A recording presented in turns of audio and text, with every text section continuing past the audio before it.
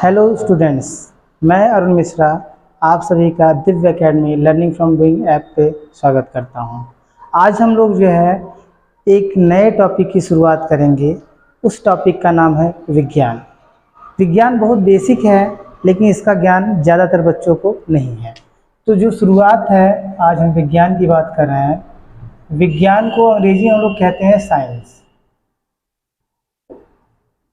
तो सबसे पहले मैं विज्ञान को हिंदी मीडियम के छात्रों के लिए बताना चाहूँगा कि विज्ञान संस्कृत का एक शब्द है, जिसका हम लोग संधि विच्छेद करें तो इसका मतलब होता है धन ज्ञान, अर्थात विशेष ज्ञान।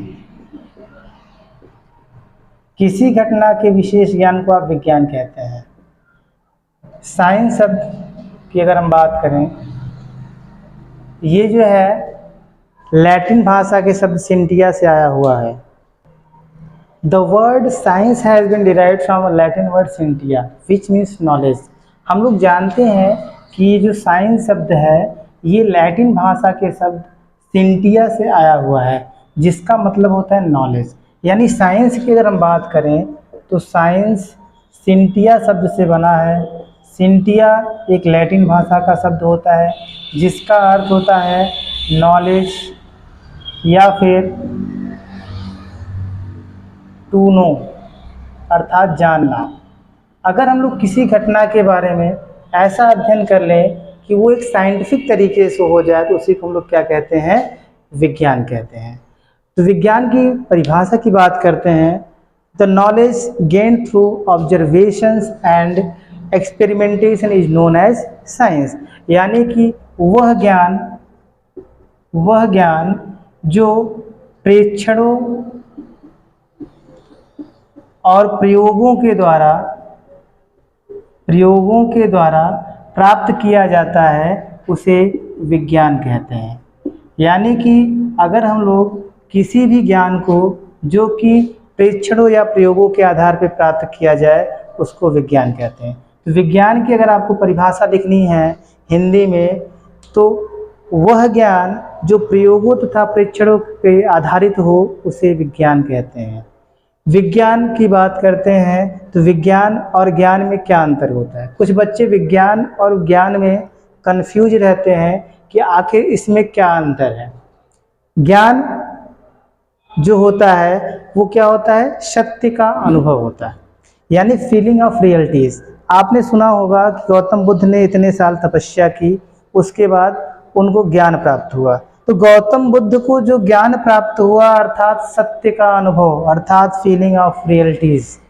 लेकिन विज्ञान क्या होती है, विज्ञान सत्य की खोज होती है, which means searching of realities. जैसे हम लोग यहाँ पे बात करें, हम लोग आज वीडियोज़ बना रहे हैं, वो भी मोबाइल के थ्रू।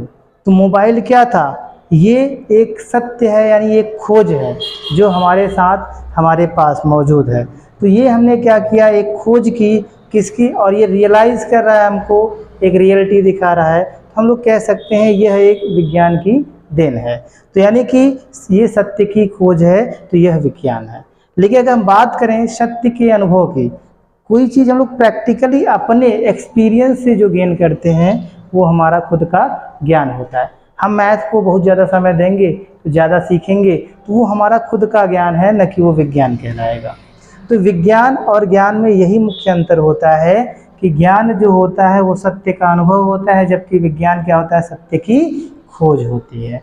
तो कुल मिला के हम लोग ये कह सकते हैं कि विज्ञान जो होता है वो प्रेक्षणों एवं प्रयोगों के आधार पर अर्जित ज्ञान ही विज्ञान कहलाता है। सबसे महत्वपूर्ण बात ये है कि विज्ञान को तो हम लोग पढ़ते हैं, कई सारी वीडियोज आपको मिले होंगे जिसमें आपको विज्ञान के बारे में बताया गया, कई तरह की डिफिनीशंस दी गई हैं। लेकिन हम लोग यहाँ पे पढ़ेंगे कि विज्ञान का पिता किसे कहा जाता है। तो विज्ञान के पिता को लेके आधुनिक वैज्ञानिकों का मत ये है, जिसमें से आपके आइंस्टीन हैं, स्टीफन हॉकिंस हैं, इन्होंने मत दिया कि विज्ञान के पितामह गैलीलियो हैं। विज्ञान के पिता कौन है, Galileo, father of science Galileo को माना जाता है। गैलीलियो का पूरा नाम गैलीलियो गैलीली है, तो फादर ऑफ साइंस गैलीलियो हैं। गैलीलियो ने कुछ आविष्कार किए हैं जो कि हमारे लिए बहुत ही महत्वपूर्ण है। तो गैलीलियो के कुछ आविष्कार के बारे में हम लोग यहाँ जानते हैं। गैलीलियो का जो पहला आविष्कार था, जिसको हम लोग बहुत ही महत्वपूर्ण नियम मानते हैं, न्यूटन के गति विषयक प्रथम नियम की बात करते हैं तो first law of motion, Newton का फर्स्ट लॉ ऑफ मोशन जो है उसमें पहला नियम जड़त्व अर्थात इनर्शिया का था, जड़त्व अर्थात इनर्शिया का था। तो लॉ ऑफ इनर्शिया को सबसे पहले गैलीलियो ने बताया जड़त्व के बारे में, जड़त्व का नियम ये गैलीलियो द्वारा खोजा गया। दूसरी इनकी खोज की बात करें तो हम लोगों ने टेलीस्कोप के बारे में सुना होगा। टेलीस्कोप को हम लोग कहते हैं दूरदर्शी अर्थात दूर की वस्तुओं को बड़ा करके दिखाने वाला। वस्तुओं को तो बड़ा कर नहीं सकता, लेकिन ये करता क्या है कि जो अंतरिक्ष में, खगोल में स्थित बड़े छोटे पिंड हैं, हमसे बहुत दूरी पे है, उसके दर्शन कोण को बड़ा करके हमारी आंखों को प्रदर्शित करता है, तो वह पिंड हमको बड़ा दिखाई देने लगता है। तो यह भी हमारे लिए बहुत ही महत्वपूर्ण था, जिसकी वजह से हम लोग खगोलीय जानकारी को इकट्ठा कर सके। तो इसके बारे में सबसे पहले किसने बताया था, यानी दूरदर्शी की खोज किसने की? गैलीलियो ने की। गैलीलियो ने एक और महत्वपूर्ण बात बताई हम लोगों को, वो था प्रोजेक्टाइल मोशन के बारे में। प्रोजेक्टाइल मोशन को हम लोग कहते हैं हिंदी में प्रक्षेप्य गति।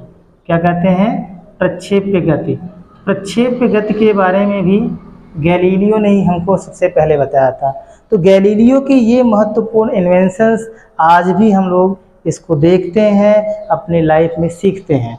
अब हम लोग बात करते हैं, जैसा कि आप जानते हैं डिवीजन ऑफ साइंस जो है विज्ञान के भाग, विज्ञान को मुख्यतया दो भागों में बांटा गया है। फिजिकल साइंसेज में हम लोग क्या करते हैं? Study of non living things की बात करते हैं। Study of non living things का मतलब होता है निर्जीव वस्तुओं का अध्ययन। निर्जीव वस्तुओं में आप क्या कर सकते हैं कि जो हमारे आसपास की ऐसी वस्तुएं, यानी खगोलीय पिंड हो गए, दो पिंड हों उनके बीच कोई बल लग रहा है, उसका अध्ययन हम लोग जहाँ करते हैं, अर्थात गुरुत्वाकर्षण, ये भौतिकी के अंतर्गत आ जाता है। ये कहें कि हमने एक केमिकल को दूसरे केमिकल से मिलाया और हमारा कोई एक प्रोडक्ट बन के तैयार हो गया, ये भी क्या था? ये निर्जीव वस्तुएं थी। तो निर्जीव वस्तुओं की स्टडी यानी हम लोग इसका अध्ययन विज्ञान की जिस शाखा के अंतर्गत करते हैं वही हमारा फिजिकल साइंसेज यानी भौतिकी कहलाता है। दूसरी बात हम लोग कहें तो विज्ञान का जो दूसरा भाग है वो है नेचुरल साइंसेज। इसको हम लोग कह सकते हैं बायोलॉजिकल साइंस, यानी कि इसको हम लोग कह सकते हैं जीव विज्ञान। अब जीव विज्ञान की अगर हम बात करें तो जीव विज्ञान में हम लोग क्या करते हैं? लिविंग थिंग्स अर्थात सजीवों का अध्ययन करते हैं। Study of living things which means हम लोग जहाँ पे सजीव वस्तुओं का अध्ययन करते हैं, सजीव वस्तुओं के बारे में अध्ययन करते हैं, उसको हम लोग क्या कहते हैं? बायोलॉजिकल साइंस कहते हैं। साइंस के पहले भाग की बात करें फिजिकल साइंस में, तो फिजिकल साइंस को भी हमने दो टाइप में डिवाइड कर रखा है, which means physical sciences are also divided in two parts, physics and chemistry. Physics को हम लोग कहते हैं भौतिक विज्ञान और केमिस्ट्री को कहते हैं रसायन विज्ञान। फिजिक्स जो शब्द है, फिजिक्स शब्द लैटिन भाषा, ग्रीक भाषा के शब्द फ्यूसिस से आया हुआ है, which means physics is derived from Greek word physis. इसका फ्यूसिस का जो मतलब होता है उसका मतलब होता है नेचर। नेचर को हम लोग कहते हैं प्रकृति। नेचर को क्या कहते हैं? प्रकृति। अर्थात प्राकृतिक घटनाओं का अध्ययन विज्ञान की जिस शाखा के अंतर्गत किया जाता है उसे भौतिक विज्ञान कहते हैं। भौतिक विज्ञान की एक बहुत ही बेसिक डिफिनीशन यह है कि प्राकृतिक घटनाओं का अध्ययन विज्ञान की जिस शाखा के अंतर्गत किया जाए उसे भौतिक विज्ञान कहते हैं। इसकी दूसरी महत्वपूर्ण परिभाषा है study of energy and matter in space and time and how they are related to each other, यानी कि विज्ञान की वह शाखा जिसके अंतर्गत हम लोग ऊर्जा एवं द्रव्य तथा उनकी अन्योन्य क्रियाओं का अध्ययन करते हैं उसे भौतिक विज्ञान कहते हैं। बात यहाँ पे भौतिक विज्ञान के पितामह की जाए तो भौतिक विज्ञान की ज़्यादातर नियम को सर आइजैक न्यूटन ने दिया था। हम लोग कह सकते हैं फादर ऑफ फिजिक्स, तो फादर ऑफ फिजिक्स न्यूटन जी को कहा जाता है, सर आइजैक न्यूटन। वही न्यूटन जिनके सर पे सेब गिरा था, तो वही न्यूटन को हम लोग क्या कहते हैं, फादर ऑफ फिजिक्स कहते हैं। लेकिन इनकी परिघटनाओं के बाद 20वीं शताब्दी में विज्ञान के क्षेत्र में, भौतिकी के क्षेत्र में एक बहुत बड़ा परिवर्तन हुआ, और उस परिवर्तन का श्रेय जाता है जिनके आईक्यू के बारे में दुनिया आज भी खोज करती है, सर आइजैक न्यूटन के बाद जो आए वो बहुत ही महत्वपूर्ण वैज्ञानिक हुए, जिनको हम लोग कहते हैं father of modern physics. Father of modern physics अर्थात आधुनिक भौतिकी के पितामह। आपने आइंस्टाइन का नाम सुना ही होगा। आइंस्टाइन यही वो महत्वपूर्ण वैज्ञानिक थे जिनको हम लोग फादर ऑफ मॉडर्न फिजिक्स कहते हैं। इनकी दी गई ऊर्जा, द्रव्यमान समीकरण आज भी वैज्ञानिकों के लिए खोज का एक विषय है। भौतिक विज्ञान के बाद हम लोग बात करेंगे रसायन विज्ञान की, जो कि फिजिकल साइंस का एक दूसरा भाग है। इसको हम लोग हिंदी में रसायन विज्ञान कहते हैं। रसायन विज्ञान का जो शब्द केमिस्ट्री है वो Arabic word alchemy which means कीमिया से आया है। कीमिया जो होता है वो मिस्र देश, मिस्र जिसको हम लोग इजिप्ट कहते हैं, इजिप्ट का एक वर्ड है जिसका मतलब होता है काला रंग, जिसका मतलब होता है काला रंग। प्राचीन समय पे वहाँ पे कुछ चीज़ें बनाई जाती थी जिस पे काला रंग चढ़ाने के लिए वो लोग किसी केमिकल का प्रयोग करते थे, वहीं से इसकी उत्पत्ति हुई केमिस्ट्री की, यानी वहीं से कीमिया शब्द जो है उससे केमिस्ट्री की उत्पत्ति हुई।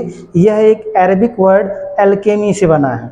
अब केमिस्ट्री के डिफिनीशंस की बात करें तो study of structure of sciences matter and changes, यानी कि हम लोग किसी द्रव्य की संरचना और उसमें होने वाले परिवर्तनों का अध्ययन विज्ञान की जिस शाखा के अंतर्गत करते हैं उसे रसायन विज्ञान कहते हैं।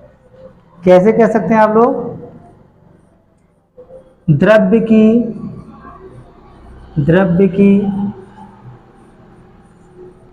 संरचना और उसमें होने वाले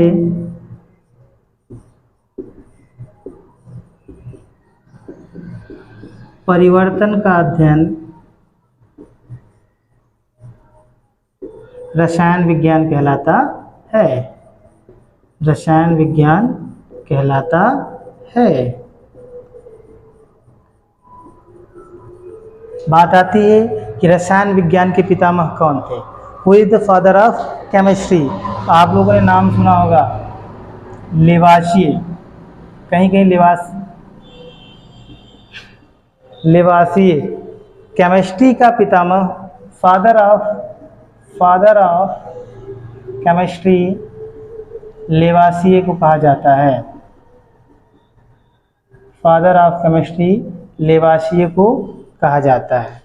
विज्ञान की दूसरी शाखा नेचुरल साइंस की बात करें तो इसको भी हम लोग दो भागों में विभाजित कर सकते हैं, जूलॉजी और बॉटनी। जूलॉजी को आप लोग कहते हैं जंतु विज्ञान,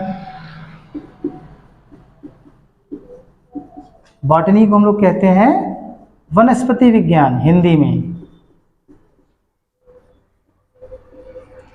नाम से तो स्पष्ट हो गया कि विज्ञान की वह शाखा जिसके अंतर्गत जंतुओं का अध्ययन किया जाता है उसे जंतु विज्ञान कहा जाता है, और विज्ञान की वह शाखा जिसके अंतर्गत वनस्पतियों का अध्ययन किया जाता है उसे वनस्पति विज्ञान कहते हैं।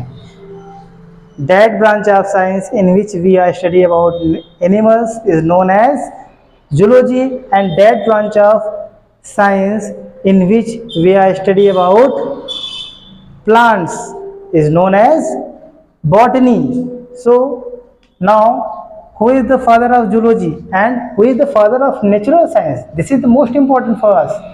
यानी कि नेचुरल साइंस का पिता कौन था? नेचुरल साइंस का पिता कौन था? तो आप यहाँ पे हम लोग बात करेंगे एरिस्टोटल।